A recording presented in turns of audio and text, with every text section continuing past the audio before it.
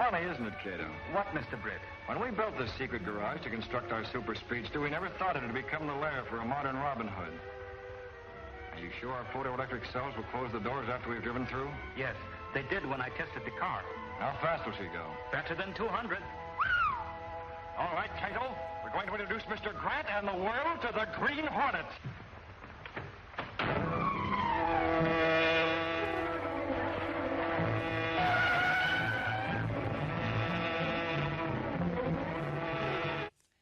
1940 is the year Truth or Consequences debuted on radios across America. Hattie McDaniel became the first African-American to win an Academy Award for her performance in Gone with the Wind. The very first McDonald's restaurant opened in San Bernardino, California. The Bears defeated the Redskins 73-0 in the most lopsided NFL championship game ever. And kids could finally get to see the Green Hornet in action on the big screen, aided by his trusty Asian sidekick, Cato.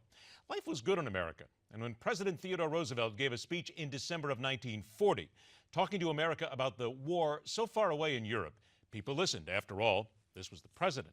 But the Nazis, the rumors of atrocities against peaceful nations, that was the other side of the world. And the president was determined to see the United States remain out of the conflict, support our friends, yet ensure no young American sons or daughters would ever perish.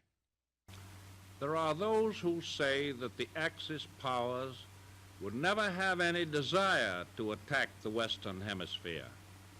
This is the same dangerous form of wishful thinking which has destroyed the powers of resistance of so many conquered peoples. Let us no longer blind ourselves to the undeniable fact that the evil forces which have crushed and undermined and corrupted so many others are already within our own gates. Your government knows much about them, and every day is ferreting them out.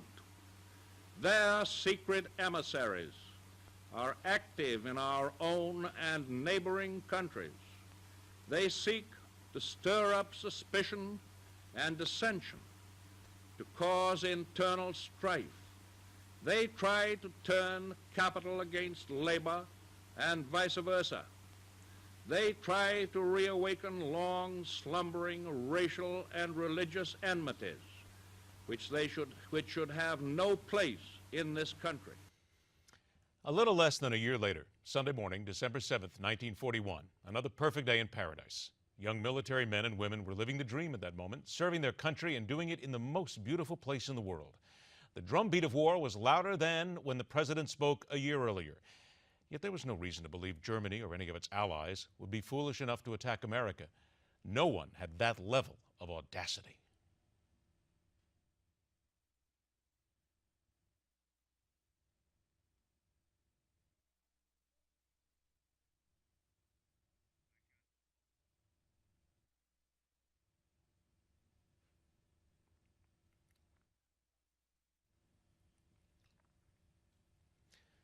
"73 years ago on this day, paradise was forever changed, as was America and the world. On that day, hundreds of young Americans were entombed in the hulk of the Arizona. Many more perished as well the day before, and millions would die and be left scarred in the years to come. So take a moment, bow your head, say thanks to those who gave their lives for us to be having this conversation right now. Be proud of America, but dedicate yourself to remembering two simple words that grew not exclusively from this day of infamy, but have come to personify those with a resolve to honor those who came before and warn those who will come after. Never again." And that is telling it like it is. All right, coming up hour number 2 right here on MidPoint, a Pearl Harbor survivor who is determined to find the identity of every missing soldier from that day of infamy. The new rules for cops in the 21st century. And former New York police officer Frank Serpico joins us with his take on the Eric Garner case, and all about police in New York City and what police need to do across America. That's coming up right here on MidPoint, where every day we question everything.